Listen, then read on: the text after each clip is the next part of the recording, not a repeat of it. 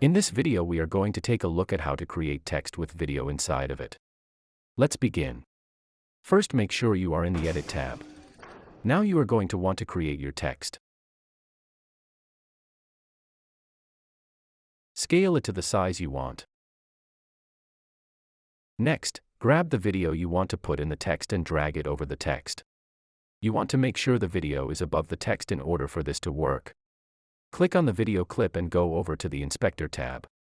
Scroll down until you see the Composite section. Select Foreground in the drop-down menu. Now go back and select your text in the timeline. Go to the Inspector tab again and find Composite. For the text layer we are going to select Alpha from the drop-down menu. And there you go. That's all you need to achieve this effect.